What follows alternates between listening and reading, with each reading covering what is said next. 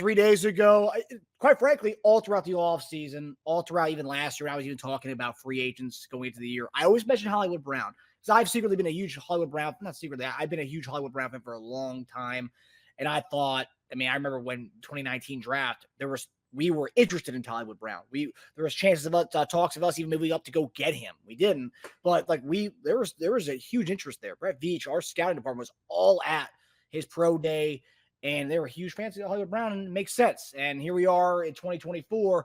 Hollywood Brown, this week, 3 days ago, likes our post. We tweet at him saying, "Hey, come to Kansas City, let's get this done." And we do the handshake emoji. And what happens?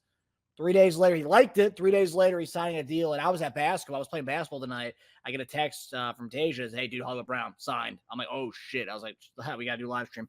So here we are, Hollywood Brown. And you know what? I think we all got to thank Andy Reid recruiting skills. Hollywood, think red today. KC red with diamonds, Andy Reid. And then, of course, Hollywood Brown's text back to him. "Yes, sir. Love the sound of that. Heart and a ring. Think Hollywood Brown, lights, camera, action, 2 rocket signs." I'm thinking that and then some. Okay, I love the deal too. 1 year, $7 million, worth up to $11 million. That's incredible. The guy's essentially betting on himself. Everyone's talking about his injury concerns. This whole week we've had people going back and forth like, "Oh, I want Curtis Samuel. I want Mike Williams. Hollywood Brown's too small. He's going to get injured." Everybody has all these guys we're talking about. They all have their own concerns in some way. They all have their own chief concerns. I want to hear from you guys. I know that this week and today we had the whole live stream and stuff. We talked about, possibly bringing in Mike Williams, Curtis Samuel. Curtis Samuel ends up going to Buffalo. Tyler Boyd was a possible potential. That didn't happen. And Hollywood Brown, man, I think that seeing him kind of be this guy that we don't have in this room. I think Mark Bowerter went on Twitter yesterday, said we have a cheaper Hollywood Brown and Mecole Hardman. And it's like, no, not really. No, not at all. And what Hollywood Brown has shown throughout his career is this ability to be that deep ball guy and a little bit of everything. And yesterday I had posted his Oklahoma highlights stage. I don't know what happened.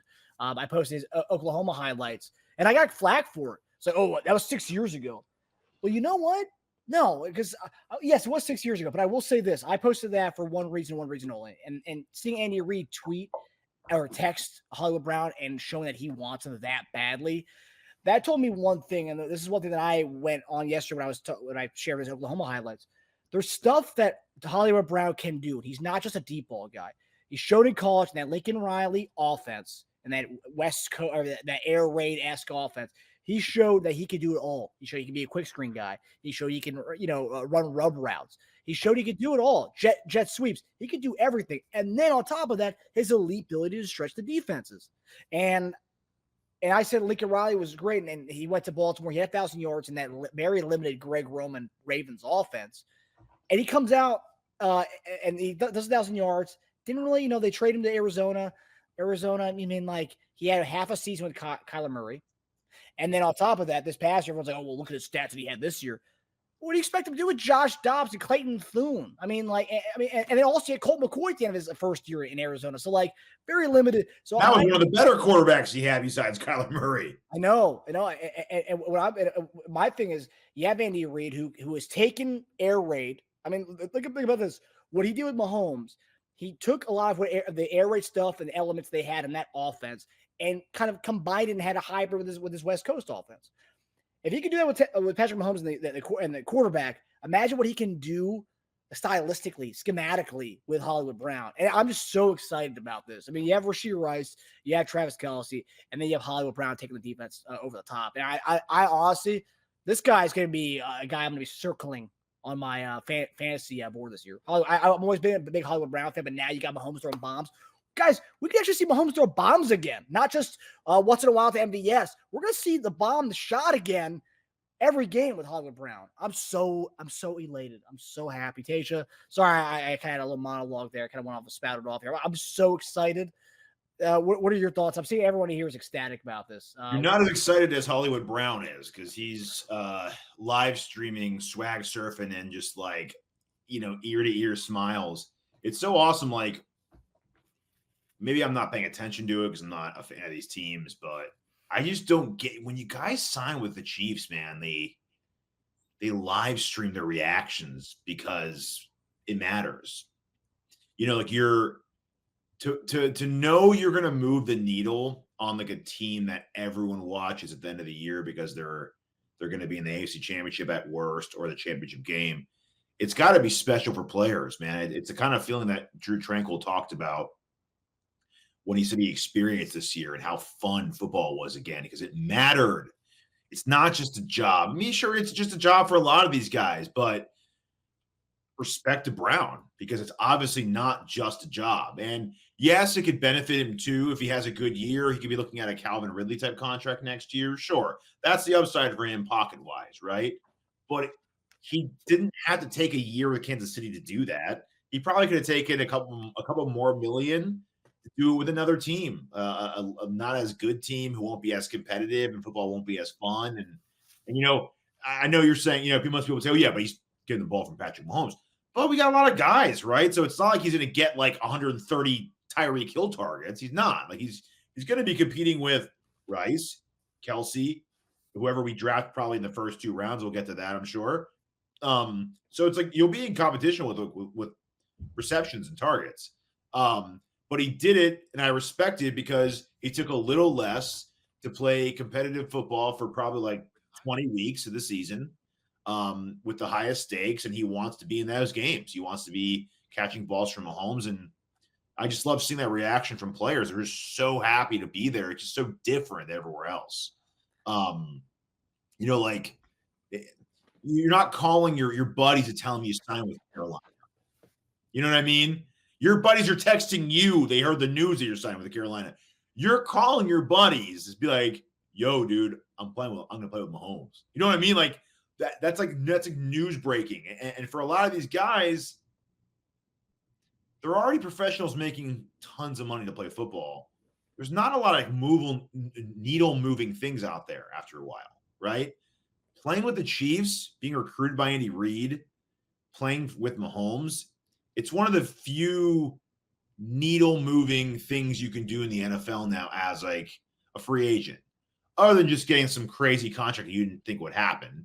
But other than that, like, you know, you're usually not bragging to people around you when you're taking under market value for what you're supposed to be getting.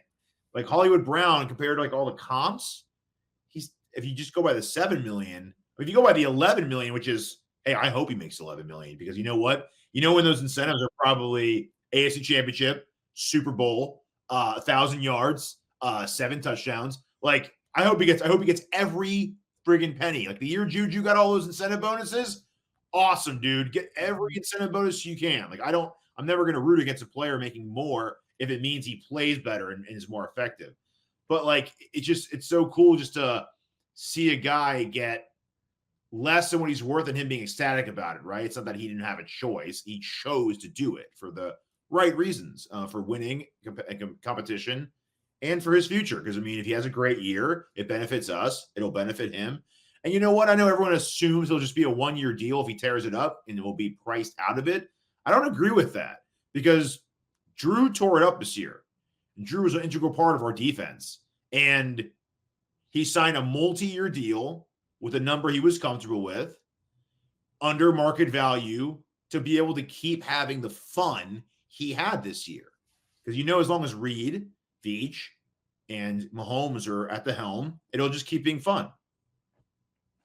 Yeah, I mean, I'm just so excited because it's like since Tyreek Hill, yeah, we had Tyreek Hill, and I think it was when in 2019. Correct me if I'm wrong. The 2019 draft when he was drafted, was that the same draft where there was all that stuff about Tyreek came out, and then they drafted McCoy Hardman in the second round that year? Was that the 2019 year?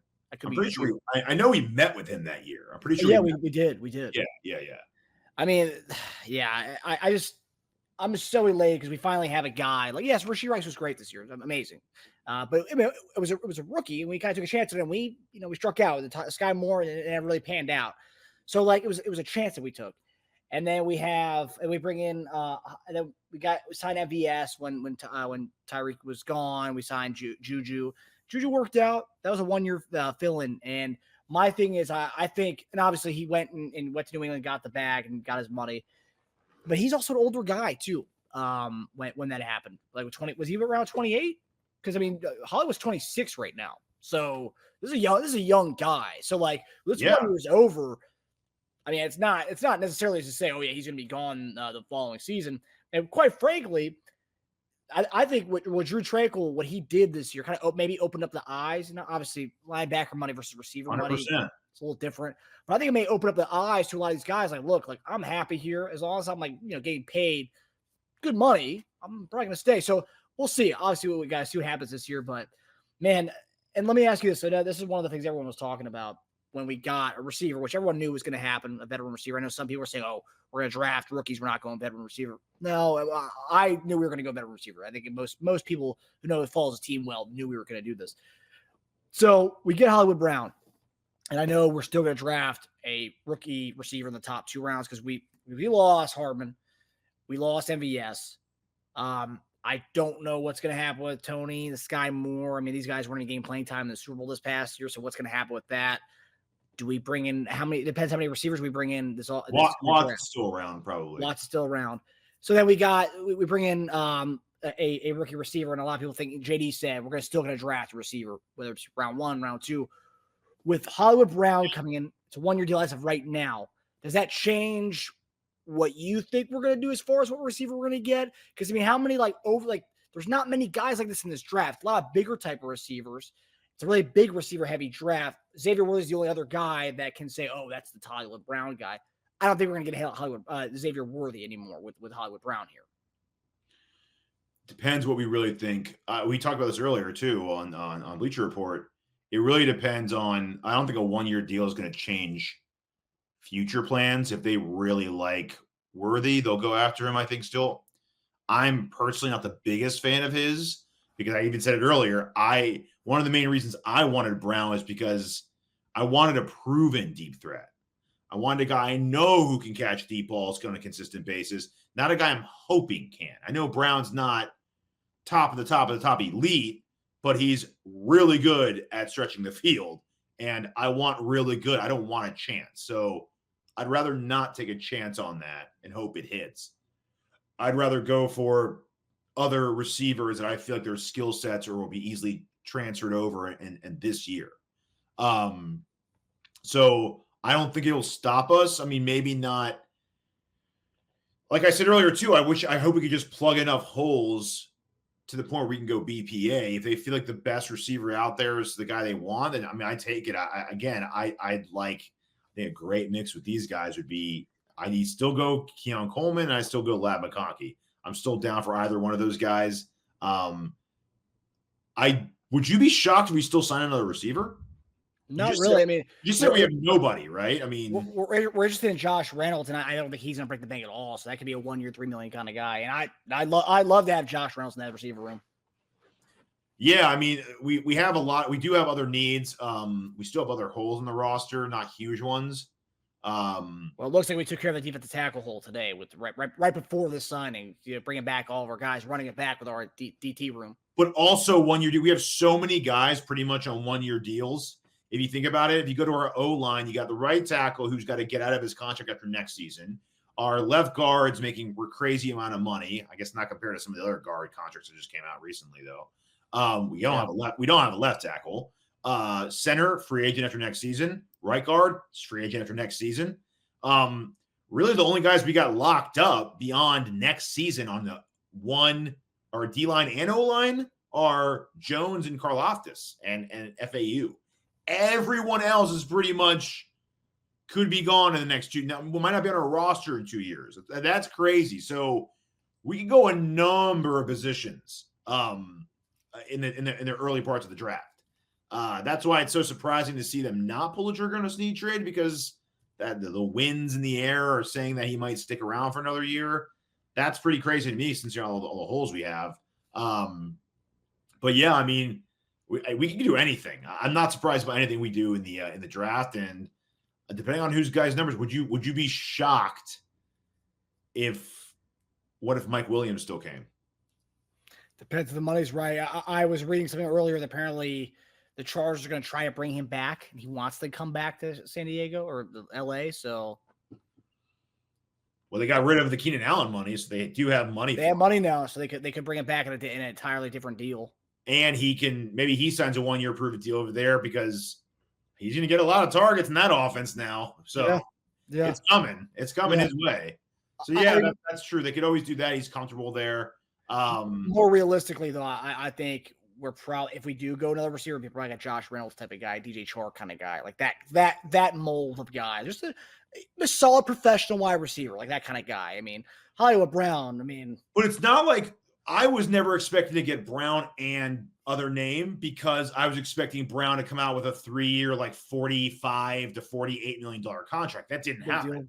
His contract's pretty low. It's base $7 million. So would it be that crazy to come away with Mike at $9 million base, 12, 13 million with incentives? It still wouldn't be breaking the bank.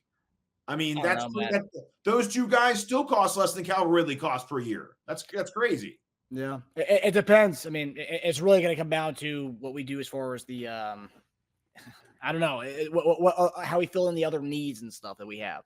The offensive tackle, maybe bring another veteran guy to go there. Yeah, that would be the other big position we could sign before. Yeah.